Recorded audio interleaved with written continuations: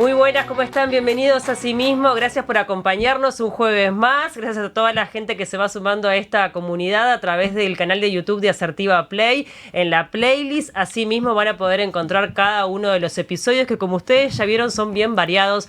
Hablamos de salud, tenemos entrevistas con diferentes figuras de la música, del arte, de la cultura. Tenemos tertulias de risa, de charla. Bueno, la idea es que ustedes también puedan encontrar acá un espacio de divertimento, un espacio para poder informarse y aprender sobre determinados temas. En el día de hoy vamos a estar hablando de neurodivergencia y para eso es que recibimos a Andreina Inserti. Ella es psicomotricista, magíster en atención temprana. Gracias por acompañarnos. ¿Cómo andás? Bien, todo bien. Muchas gracias por el espacio y bueno, a conversar un rato sobre la temática.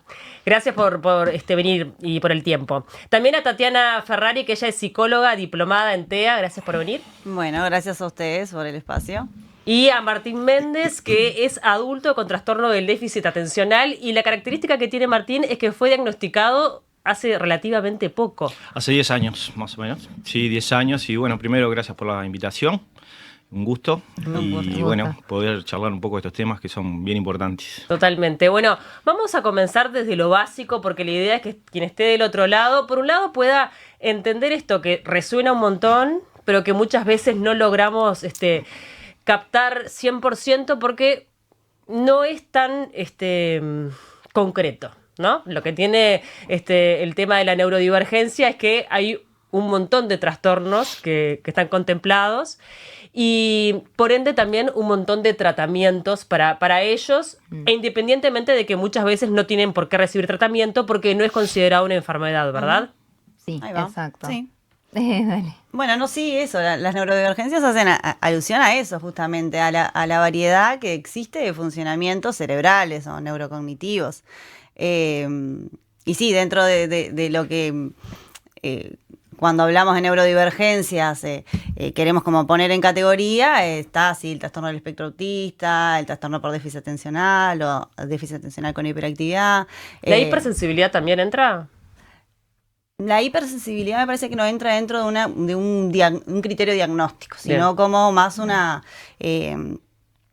como una descripción clínica sobre algo. Puede ser una característica también, Como ¿no? una Una característica que suele estar en alguno de los trastornos de la neurodivergencia. También están las altas capacidades, el trastorno del lenguaje, la dislexia. Claro, que la dislexia siempre fue como al menos en nuestro tiempo, la más común, ¿no? Sí, claro. Cuando éramos chicos, si de repente alguien presentaba algún tipo de neurodivergencia, era la dislexia, porque no era muy hablado o no estaba tan extendido el tema tanto del autismo como el déficit atencional. Y creo que era la más visible también. Era la más ¿no? visible, claro. Como que como es a través de la escritura, yo qué sé, los docentes y maestras, por ejemplo, es más fácil darse cuenta. La típica que intercambias una letra por la otra, ¿no? Exacto. Sí. Y por lo académico, que siempre fue donde se puso mucho el foco, ¿no? En todo lo que son los aprendizajes académicos. Sí, por eso creo que tenía más peso. Por eso, por ponerle más el foco ahí, es bueno, el que no logra escribir, el que no logra leer o tiene más dificultad, bueno, a ver qué pasa en lo pedagógico y por eso salía un poco más el tema de la dislexia. Claro. Ustedes se encargan más que nada del área de desarrollo de niños y adolescentes. Y pensaba también en esta charla sumar a Martín, porque bueno, él fue ese niño y adolescente que no tuvo ese diagnóstico temprano y que la tuvo que remar en dulce de leche, como se dice habitualmente acá en Uruguay, porque fue muy difícil tu historia académica, ¿no? Tal cual.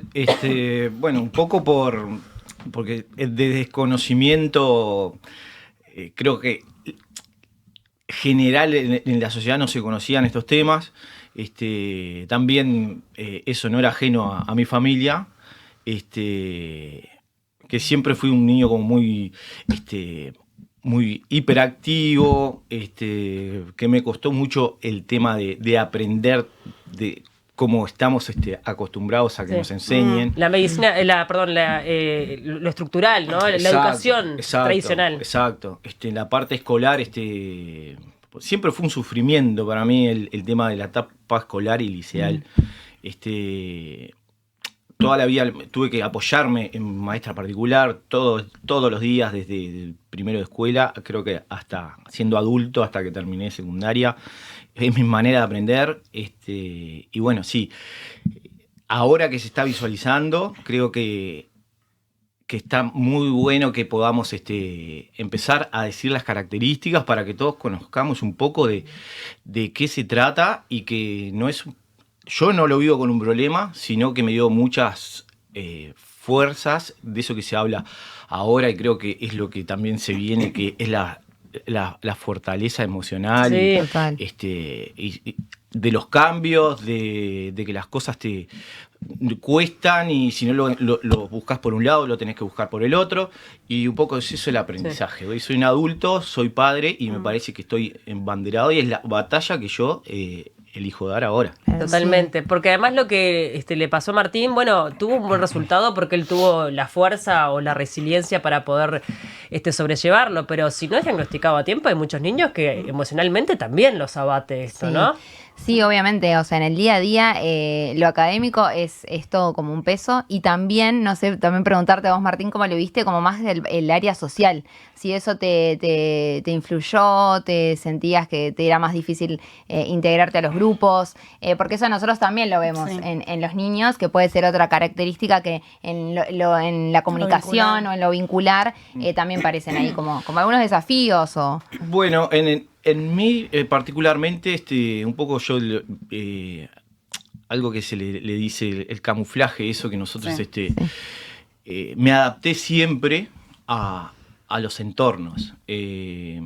Nunca tuve como problemas. Mi problema grande era con el aprendizaje Bien. formal de los programas educativos, cómo te lo enseñaban, eso. Pero mi fortaleza hasta el día de hoy es lo social, Claro. es los vínculos, y soy un generador de eso, de generar buenos ambientes de trabajo, y como que me fortalecí por ese lado, pero nunca lo viví como un problema. Ajá. Sí, con el estrés y ese de que uno tiene, de que yo me siento contigo a trabajar, yo sé que vos sos comunicadora y vos tenés la vara mucho más alta de que lo puedo llegar a tener yo en algunos temas, entonces como que siempre me moví Ya la ansiedad ahí te juega. laboralmente en ambientes que son 100% profesionales universitarios, que me tuve que ir adaptando, y para mí fue un Te fue desafío. generando también un estrés a nivel, Sin duda, obviamente, sin duda, interno, que por eso fue calando. salí y conocí grandes personas que me ayudaron, ¿no? Claro. Dentro del entorno laboral, una gerenta que tenía, que hoy somos grandes amigos, que me decía, hay algo, vos hay algo, tenés que ver que hay algo, porque siempre la desatención, siempre en el trabajo, yo trabajaba en recuperación de crédito, siempre los mismos errores, ¿viste? Como que me cuesta mucho hacer foco. Focalizar. Y llegar a, después que hago el hiperfoco ese que nosotros hacemos, te Ahí digo, sí. ahí Queda va. espectacular también, ¿no? Sí. Hay algo que tiene también este tipo de neurodivergencias, es que muchas veces son invisibles. Sí. Entonces, eso también es como una traba para el diagnóstico, Para el diagnóstico. ¿no? Porque hay otro tipo de situaciones que vos las ves, son Sí. evidentes, pero estas Exacto. son en muchos casos como sutiles o que se pueden llegar a confundir con otro tipo de cosas, ¿no? Hasta dónde hay una hiperactividad o hasta dónde es un niño inquieto, Sí, sí. por ejemplo. Sí, total. De hecho, bueno, como decíamos, antes capaz que no se era tan diagnosticado algunas cuestiones. Algo que dijo Martín, capaz que ahora vuelvo a eso, pero me parece importante es que, claro, hoy empezamos a ver desde capaz de las barreras que tenían las diferentes neurodivergencias, y hoy también estamos como pudiendo pararnos desde las fortalezas que tiene, porque vos hoy dijiste, bueno, yo tengo todo esto, pero a la vez vi que también tenía todas estas otras fortalezas. Creo que también las neurodivergencias, como estamos acostumbrados a estudiar el cerebro más típico, y no ha habido tanto estudio en las neurodivergencias, es esto. Hoy vamos pudiendo ver que las neurodivergencias también tienen esas fortalezas de funcionamiento diferente al neurotípico, que está de más que empecemos a poder conocerlas. Y bueno, y esto otro que traes es así. Hay gente que enmascara más. Primero, que por sí ya no son más visibles.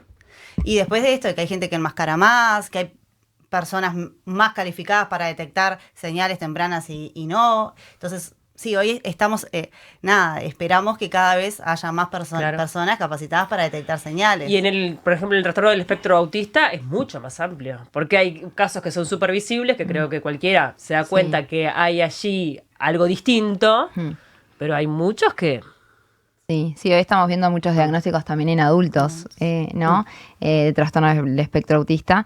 Y nada, yo creo que hay como ahora mucho más foco y se pone más el ojo en ver estas situaciones que permite llegar a diagnósticos igualmente a veces más temprano. O sea, estamos en ese camino, pero es verdad que los que enmascaran más es un poco más difícil de detectar en la escuela, sobre todo, Sí, por bien. ejemplo.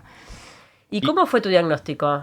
Porque bueno, 35 años viviendo sin saber exactamente qué te pasaba con esta... Vos decías, bueno, me cuesta más. Me imagino que digo, Sí, en claro, tu pensamiento estaba eso. La vivencia, y más en el entorno, no es la mejor, ¿no? Porque uno empieza a pensar cosas que socialmente te dicen, che, vos no tendrás algún problema de razonamiento, algún problema de esto, el otro, que ya te entras a poner cosas Claro. en la mochila, que ese es el verdadero problema, ¿viste? Que no tiene nada que ver, perdón, paréntesis con eso que decís, con lo cognitivo, ¿no? O sea, podría llegar a darse o no. Sí, ¿no? Para un lado o para el otro también puede haber altas capacidades. Exacto, Sí. exacto. No, lo atencional no hace relación a la capacidad cognitiva que Bien. tenemos. No, y lo que vos decís, Martín, que te empieza a pasar todo esto y uno empieza a ir con su autoestima y con sus seguridades internas, ¿no? Por eso me quedé pensando lo que tú recién dijiste, de que el TDAH te enseña, pero está bueno que te enseñe desde el conocimiento que ustedes, que son expertas, y vos que sos comunicadora, nos pueden llegar a dar a los que pueden llegar a tener, a los niños, pero aprenderlo desde, bueno, darles las herramientas que yo... Sí, no tuviste en su Creo que momento. naturalmente tuve suerte, no sé si suerte o no sé qué, o una buena contención familiar, pero no todo el mundo corre con la misma suerte, ¿no? Conozco adultos que terminan con grandes depresiones, Sí. y cosas peores también, ¿no? Porque se pasa mucho estrés y sufrimiento, y bueno, ¿hasta cuándo no tiras la toalla? Totalmente. ¿Y cómo fue el diagnóstico? El diagnóstico, yo siempre fui a hacer mucha cosa, siempre fui muy hiperactivo, y también para mí es una gran virtud eso, porque Ahí va. trabajaba como trabajo independiente, tenía mi emprendimiento, ¿Tu familia? familia, de noche iba al liceo a terminarlo,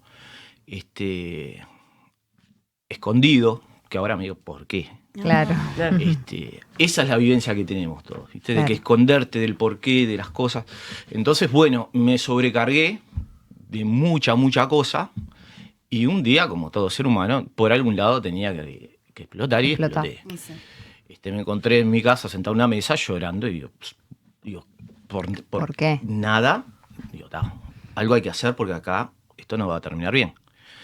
Y bueno, y ahí empecé a consultar, y me terminaron haciendo estudios, varios estudios, que, bueno, a la larga me dieron que tenía. Y para mí fue liberador, de verdad. ¿Y Fue ahí liberador. arrancaste con un tratamiento farmacológico? Sí. Ahí arranqué con el tratamiento farmacológico, que yo siempre digo, fue un antes y Un un antes y un después, y después. en mi vida de adulto fue un antes y un después. Y no se puede cambiar lo que uno vivió, pero uno digo, ¿qué hubiera pasado si yo hubiera sido medicado desde chico? Capaz que no tenía las fortalezas que tengo en otro sentido, ponele. Probablemente. También. Probablemente, por eso lo miro desde el lado positivo, desde ese lado, pero también capaz que uno siempre se pone esa vara. Yo siempre soy medio exigente conmigo mismo. Digo, capaz que ya sería profesor universitario, estaría en otro lugar. Se dio de esa Claro, manera, se dio de esa y manera. lo disfruto, y estoy estudiando, y lo disfruto bien. de mucho.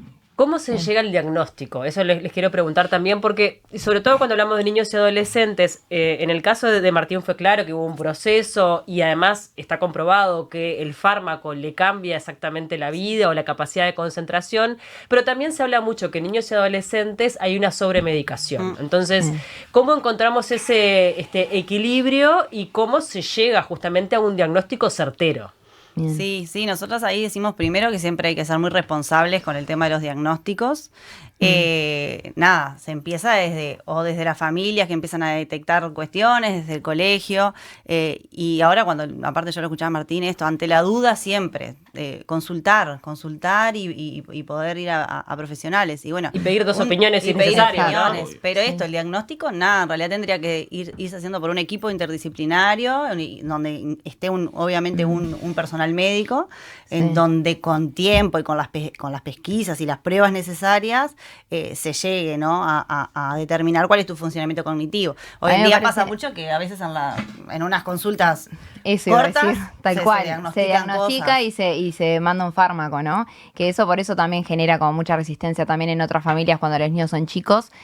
Tampoco es, bueno, es desatento, capaz que tiene un déficit atencional, vamos a mandarle el fármaco, O lo ¿no? que te decía, es un niño inquieto. Exacto, Bueno, no. veamos hasta, Nos pasa claro, situaciones ¿qué que tanto vienen, es afecta? muy inquieto y tiene 4 años. Y bueno, a los 4 años, la verdad es que los niños son inquietos de por sí. Igual. Que nosotros queramos que se queden sentaditos y hagan todo lo que nosotros queramos, bueno, es otra cosa.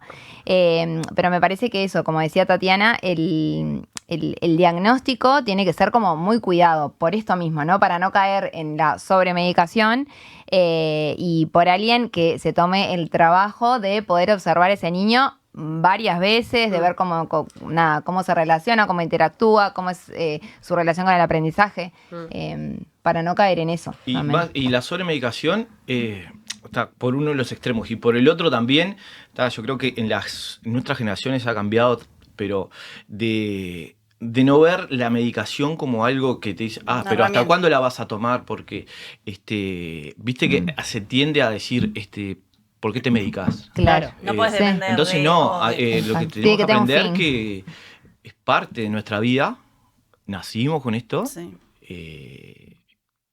forma parte nuestra y va a morir con nosotros.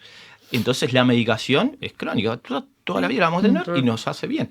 Hacerse amigo de eso. ¿Cuánto pesa el estigma social? ¿No? Porque también en todo en lo que hablábamos, tanto en los niños y en los adolescentes, que bueno, en algunos casos, como el caso de Martín, tiene como otras habilidades sociales que le permitió surfear la ola de una manera más agradable, pero otros no la tienen y es distinto. Entonces, ¿cuánto pesa? Yo también soy como madre de niños chicos, me doy cuenta que cuando hay un niño distinto, sigue siendo difícil. Decís, pero estamos en el 2026, todo esto se habla, está arriba de la mesa. Y bueno, los niños son niños, excluyen, son crueles, ya lo sabemos, ¿no? Sí. Sí, y los papás son papás. Y los con papás son papás, resistencias.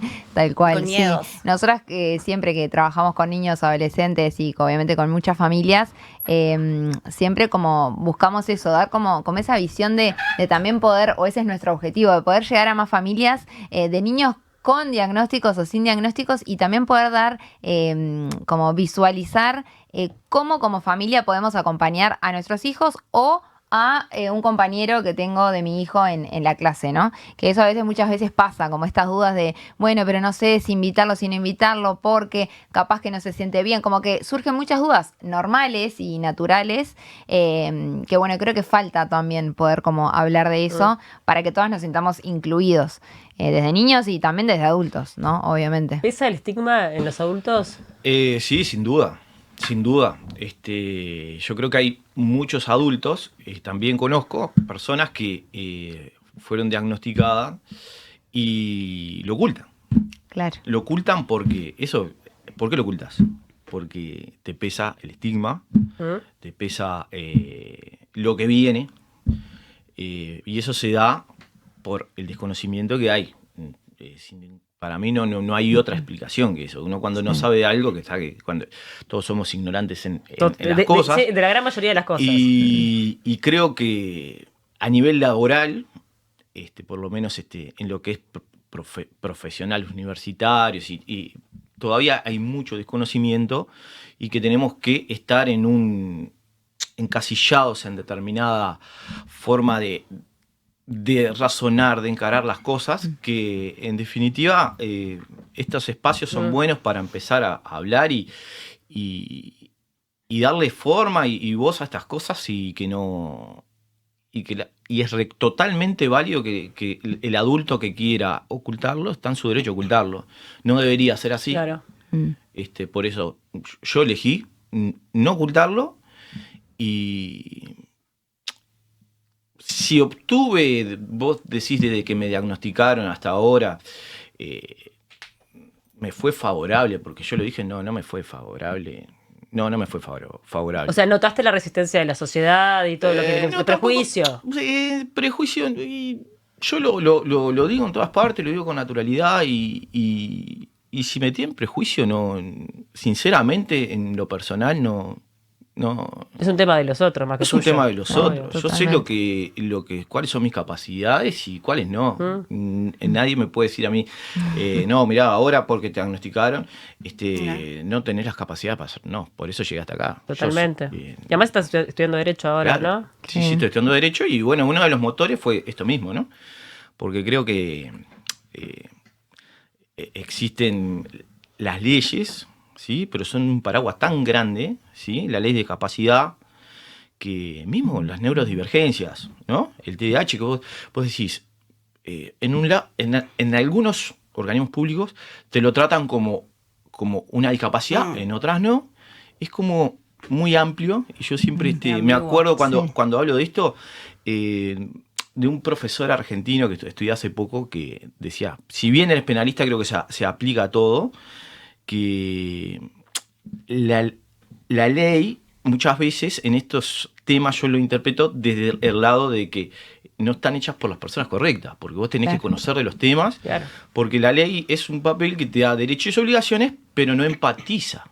Y eso es lo que hace falta en estos temas, que empatizar y nada, y hacernos amigos. Hoy pensando en esta charla, yo decía, pero en el fondo, ¿no somos todos medio neurodivergentes? Claro, exactamente. Porque, a ver, digo, nosotros no somos todos iguales. Bueno, o sea, yo tengo capacidades, hay cosas que me resultan muy fáciles y hay cosas que me cuestan un montón. Exacto, y por eso se habla de la neurodiversidad, eso es como la diferencia con la neurodiversidad busca eso, ¿no? Como entender que en verdad todos funcionamos de manera distinta, ¿no? Pasa que crecimos acostumbrados a que había una única forma que el cerebro procesara la información, cómo sentía, todo, y hoy por suerte estamos como abriendo eso para darnos cuenta de que hay múltiples formas y lo que dijimos de las fortalezas, ¿no? Que a veces eso es lo que más nos cuesta en los adolescentes, que ellos se logren agarrar de esas fortalezas, ¿no? Porque obviamente están creciendo, es una etapa bastante complicada, la adolescencia, y nosotros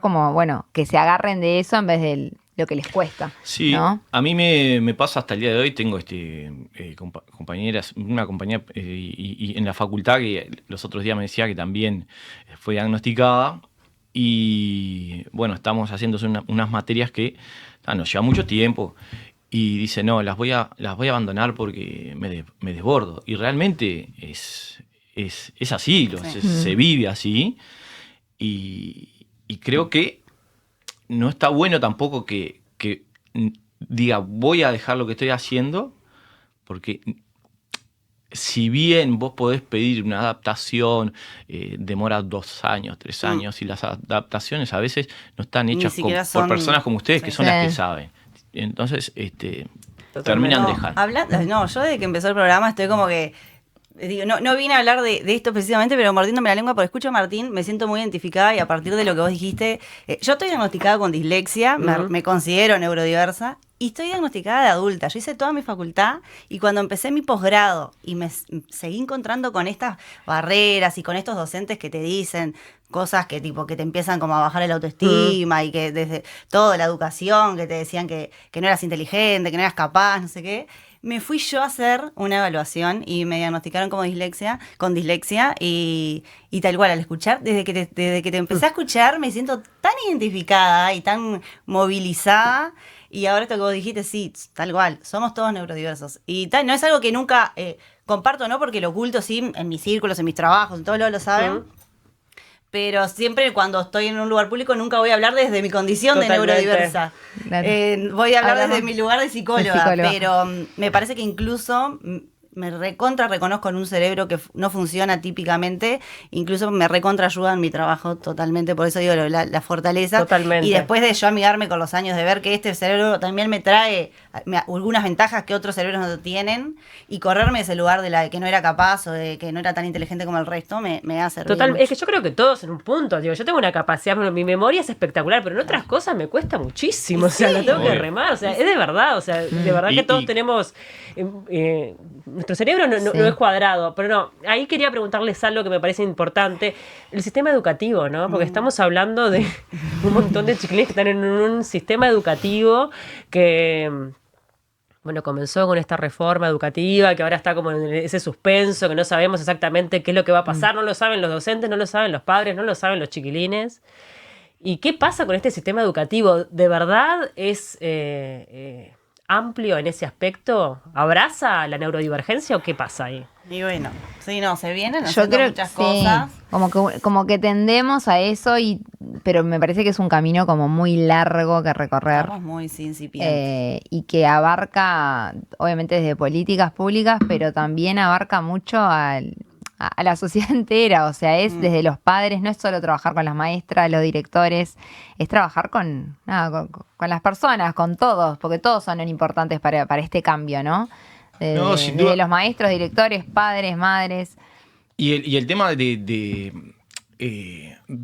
preparar Sí. a los docentes, La formación. ¿no? Más allá de los programas educativos, yo creo que la formación docente, Bueno. ya sea secundaria y primaria, ¿no?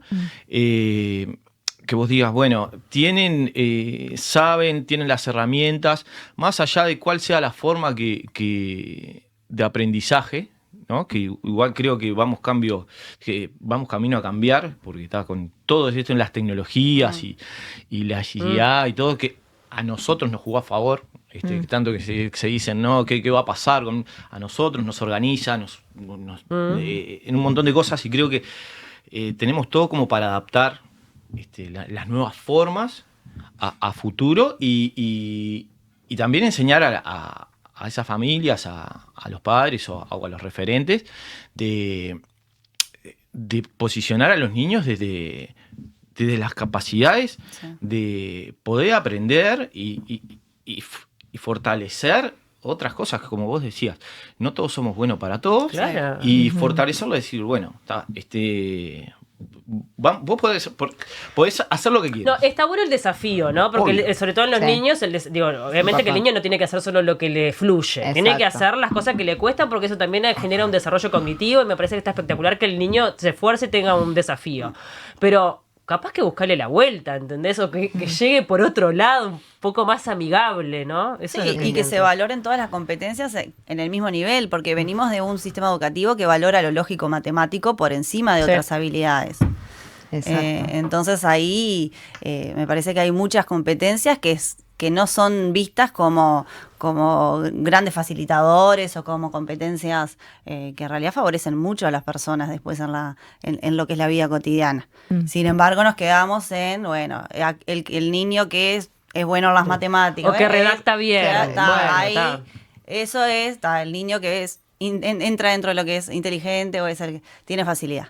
Que capaz que ese niño después tiene mayores Otros, desafíos en otras sí. cosas. Claro, y además sabemos, todos conocemos a los que fueron nuestros compañeros de escuela, Sí. sabemos que la vida es larga y tiene muchas Exacto. vueltas, no se define nada. en Sí, la yo creo que es escuela. más importante educar niños que se sientan seguros con sus capacidades y con sus desafíos, que los tenemos todos, que eso para mí es trabajar en lo preventivo que somos los adultos, me parece que es más importante. Lo que pasa que indudablemente que estos programas y esta forma de educación en algún momento fueron efectivas, Claro. y ahora ya no las son. Pero, ¿por qué no lo son? Hace poco leía que no hay más personas neurodivergentes ni con TDAH, sino que, por suerte, gracias al trabajo que ustedes hacen, Hay más visibilidad. hay más diagnóstico. Claro. Antes no se diagnosticaban y te decían, no, vos burro, no puedes hacer Sí, eso. claro.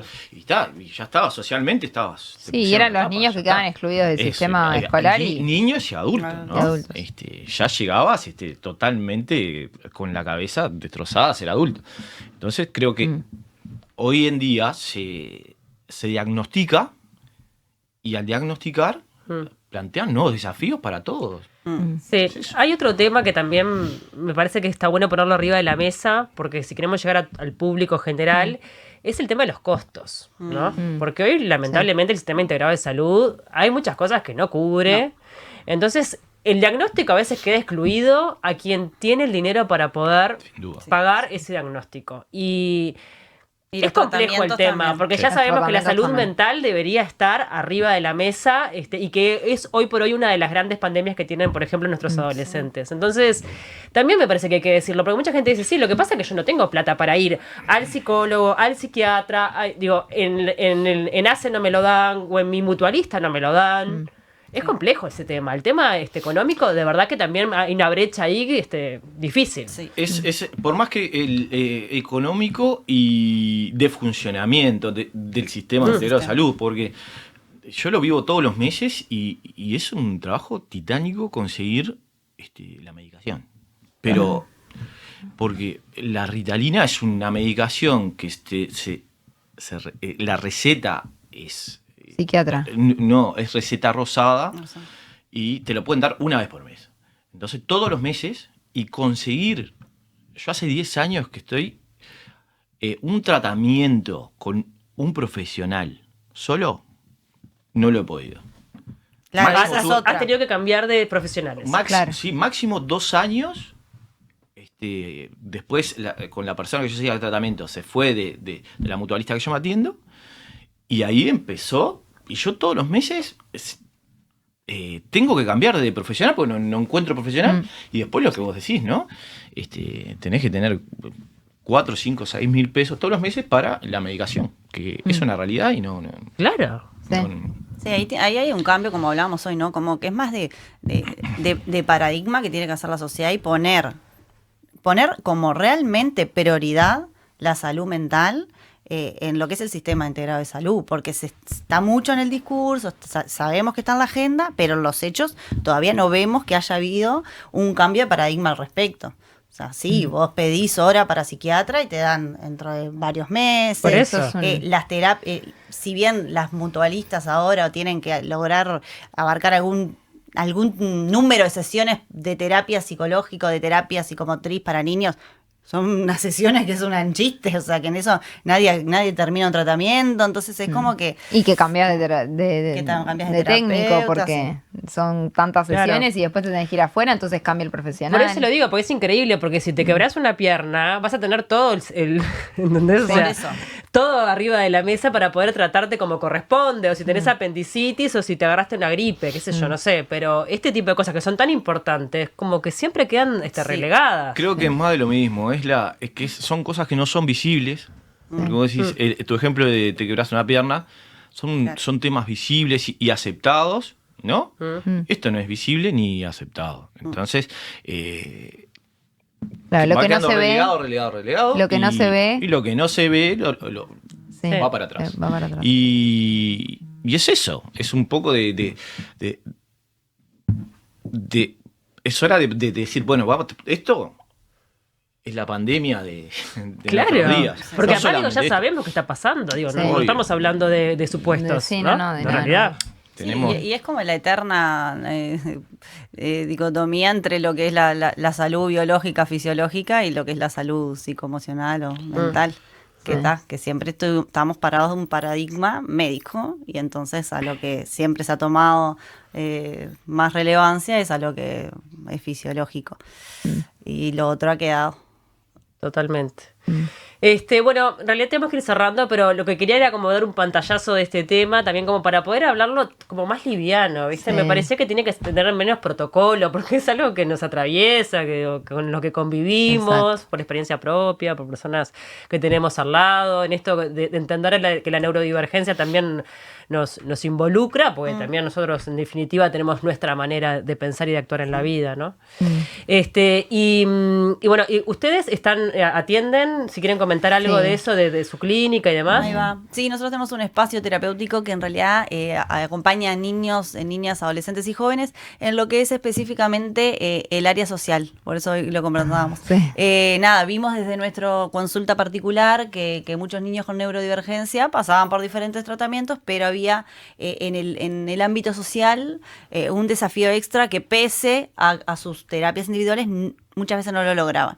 Y bueno, y hoy desde ahí surge este espacio que es Entre Puentes, y bueno, y hoy estamos viendo niños sin neurodivergencias que le está costando mucho el área social. Claro. Los vínculos sociales, los espacios sociales.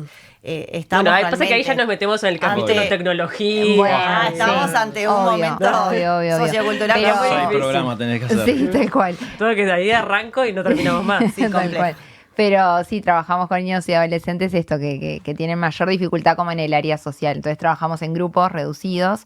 Es como si fuese una terapia, pero grupal. Es como si fuese una terapia individual, pero grupal. Y bueno, nada, la verdad que estamos muy contentas porque creo que es algo que hace mucha falta, que hay muchos adolescentes que se sienten que no se pueden incluir un grupo, que no saben cómo juntarse con otro para hacer un equipo, para hacer un trabajo en el liceo. Trabajo de equipo en el liceo son un tema. Son un para los tema, adolescentes. tal Claro. cual. Y bueno, nada, y sabemos que lo social es muy importante en la salud mental. Así que, bueno, nada, Sí. por eso es que... Y sobre todo en esa estábamos- etapa de la vida, ¿no? De Sí, formación. sí. Donde los amigos son todo. ¿verdad? Todo, Sí, tal sí. cual. Sí, y en la adultez también. Sí, sí, en obvio. toda la... Y bueno, en mi caso,